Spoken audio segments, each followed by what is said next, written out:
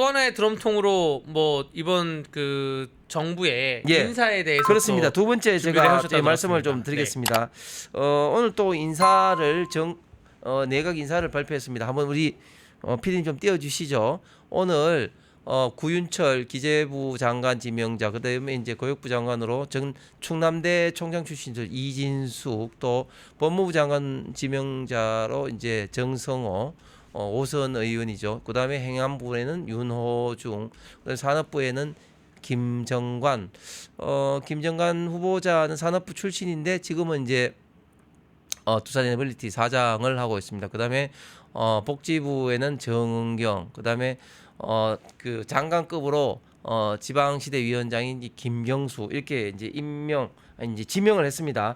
자, 이번 이재명 정권 인사의 특징을 저는 세 가지로 좀 비판하고 싶은데, 첫 번째는 정치인 출신들이 너무 많다는 거죠. 정치인 출신들이. 네. 지금 오늘 지명된 윤호중, 그리고 이제 정성호, 김경수를 제외하고 이미 벌써 6명 민주당 네. 현역 의원이 있습니다. 네. 오늘까지 포함하면 9명이거든요. 그래서 거의 절반 이상이 다 그렇네요. 예, 민주당 현역 50%네요. 내지는 전직 의원이다.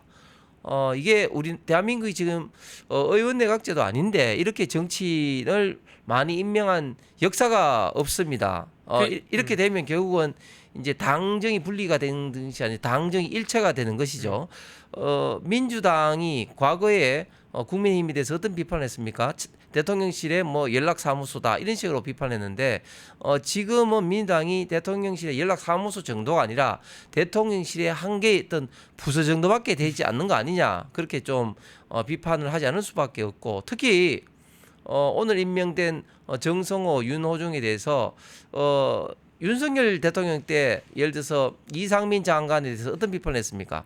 그리고 또 그 한동훈 법무부 장관에 대해서 어떻게 비판했습니까?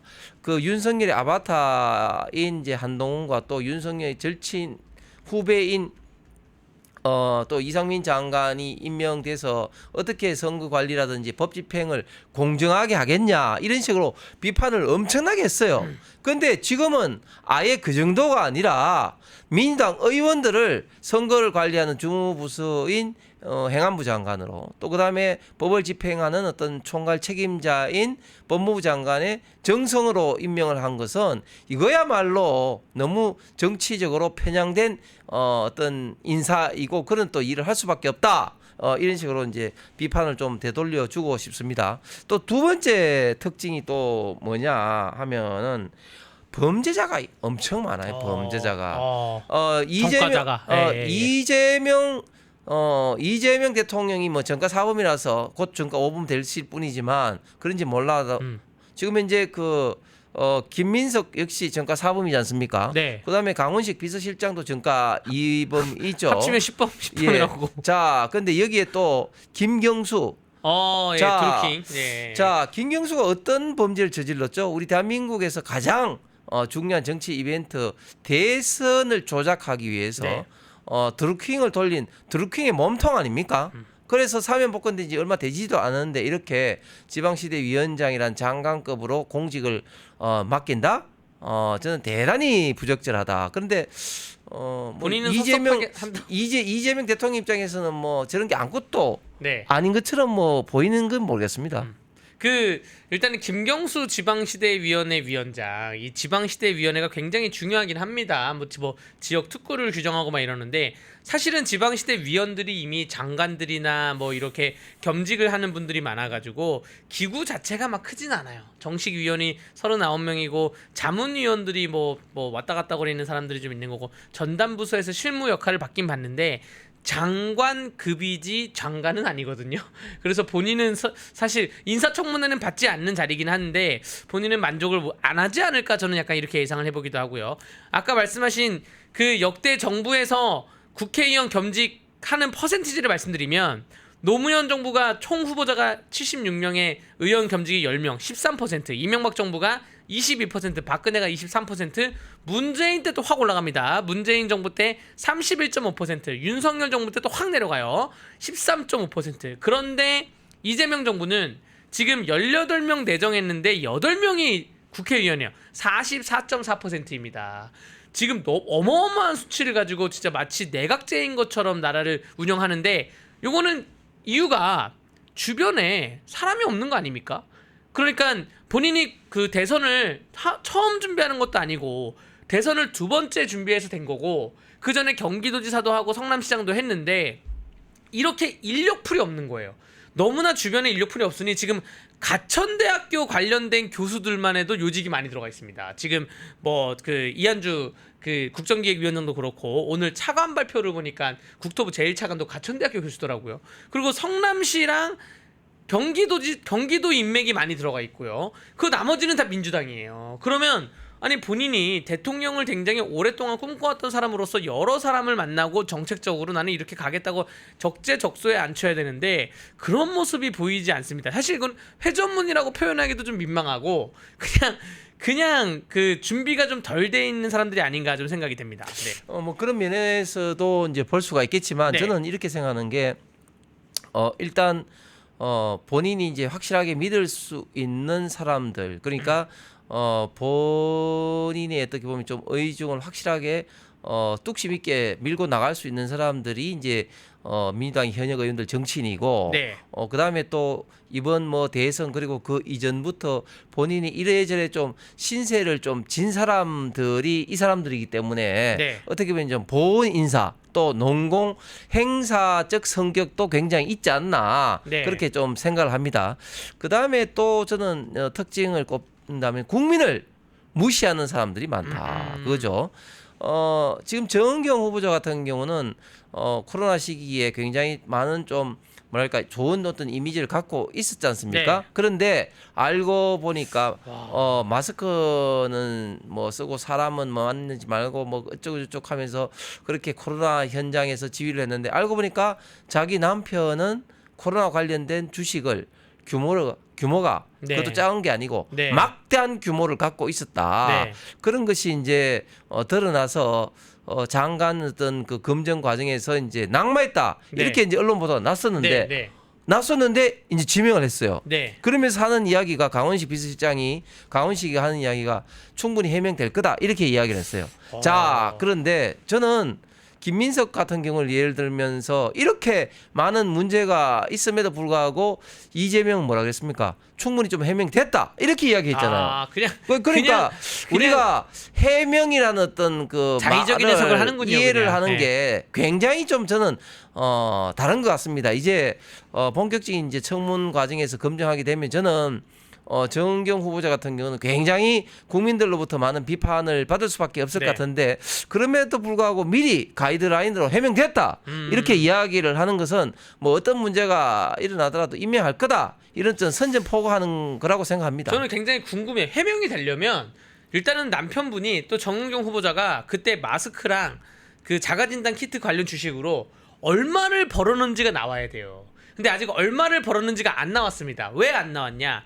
보도가 나왔을 때 정은경 그 장관 후보자가 이재명 정부한테도 거짓말을 쳤다는 보도가 나왔어요. 이재명 정부한테도 이거를 써내는 거를 인사청문회하면 써내는 거를 속임수로 써내가지고 그래서 이건 낙마다라는 얘기가 그래서 나온 거거든요. 그런데 과연 그 정은경 후보자와 남편을 증인으로 신청해야 되지 않나 저는 생각이 됩니다. 남편을 그런데 이번에 김민석 후보자 같은 경우 청문회에 굉장히 나쁜 선례를 남겨놨습니다. 네. 일단 정인도 없었다. 네. 그 다음에 또 자료도 뭐 없다. 예. 버티고 안 냈다. 네. 지금 김민석 후보자 같은 경우 자료 안 낸 게 어마어마하게 많습니다. 예를 들면 본인이 나중에 입장을 바꿔가지고 좀 공백이 있으니까 처갓집으로부터 뭐 한 몇백만씩 받아서 한 2억 정도 받았다고 이야기를 했고 또 거기에 대해서 그러면 정여세 냈냐 하니까 정여세 냈다 이야기를 하는데 자료를 안 줘요. 네. 제가 볼 때는 백발백중 정여세를 내지 않았고요. 그 다음에 처갓집으로 받지도 않았을 겁니다. 아니 상식적으로 환갑이 된 국회의원 사위한테 재벌집 처갓집도 아니고 무슨 돈을 줍니까? 상식적으로. 그러니까 말이 안 되는 거죠. 그 다음에 청와대 관련돼서 공부를 뭐 했는지 안 했는지 출입국 일단은 기록이라도 내라 이야기하니까 그 간단한 출입국 기록조차도 안 내고 있는 겁니다. 그러니까 가장 손쉽고 당연히 검증의 대상으로 내야 될 그런 기록조차도 안 내고 있는데 저는 정은경 후보자도 이런 안 낸다. 김민석의 그러겠네요. 사례를 벤치마킹 삼아서 개기고 안 낼 것 같아요. 네. 아니 그 안 내면 그 국회 증언감정법이나 또 인사청문회 법에 의해서 적극적으로 고발 조치까지 좀 검토를 해야 된다고 저는 생각을 합니다. 지금 더불어민주당이 근데 추진하고 있는 것 중에 하나가 인사청문회에서 이제 본인들이 다시 정권을 잡았는데 인사청문회를 통과하기 힘들 사람들이 많다고 생각했는지 인사청문회에서 개인적인 사안이 들어가 있으면 인사청문회를 비공개로 한다라는 지금 정책을 추진하고 있어요. 그러니까 전처 문제, 현처 문제, 김민석 후보자 같은 경우 또 정은경 후보자 같은 경우 남편이 그 아내가 질병관리 청장을 할 때 산 주식 이러한 가족과 관련된 문제는 비공개로 한다라는 그러한 정책과 법안을 추진한다고 제가 들었거든요. 말도 안 되는 정말 눈 가리고 아웅하는 그 하늘을 손으로 가리려고 하는 것인데 근데 좀 안타까운 게 이게 허니문 기간이라서 그런지 몰라도 이게 정말로 주변에 잘 와닿지가 않은 것 같은 그러한 느낌이 듭니다. 우리 쌈총사에 있는 시청자분들은 피부로 와닿고 이러한 내용을 잘 알고 계시겠지만 제 주변 분들은 그 인사청문회 내용에 대해서 모르겠습니다. 그 직접적인 본인의 그 피해가 안 온다고 생각해서 그런 것인지 정말 그 국민들이 잘 몰라주는 감이 없잖아 있고 또 국민의힘 의원님들도 좀 더 열심히 했으면 좋겠다는 좀 생각이 좀 듭니다. 네. 이게 왜 그런가 하면 일단은 뭐 허니문 기간이기도 하고 네. 제가 좀 전에 말씀드린 것처럼 우파 지금 보수 국민들 사이에서는 지금 뉴스를 안 봐요. 그래서 이걸 일단 기본적으로 잘 네. 모릅니다. 그다음에 세 번째 김민석이 같은 경우는 일단 기본적으로 재산 규모가 2억 1,000밖에 안 되니까 네. 이게 뭐 그렇게 금전적인 문제가 없네 이렇게 생각하는데 근데 이걸 자세히 알면 금전적인 문제가 있을 수밖에 없는 게 오히려 돈이 그렇게 적고 그 정치적 낭인 생활을 18년이나 했기 때문에 그 사이에 엄청나게 도움을 받을 수밖에 없는 것이죠. 그런데 그런 어떤 도움을 받은 김민석이가 그러면은 그냥 그 사람을 했겠습니까? 그 사람한테 또 뭔가 줄 수밖에 없고 또 총리 후보자가 되면 더 많이 또 줄 수밖에 없겠죠. 그렇죠. 여기서 네. 이제 문제가 발생되는데요. 그 말고도 지금 민주당의 장관 지명자 같은 경우 굉장히 큰 문제들이 많이 있습니다. 예를 들면 우리가 지난번에 한번 다뤘습니다만은 정동영 통일부 장관 지명자 같은 경우는 본인이 영농형 태양광 사업을 지원하는 법안을 냈는데 알고 보니까 본인의 어떤 부인 그리고 네. 동생 자식들까지 태양광 관련된 회사를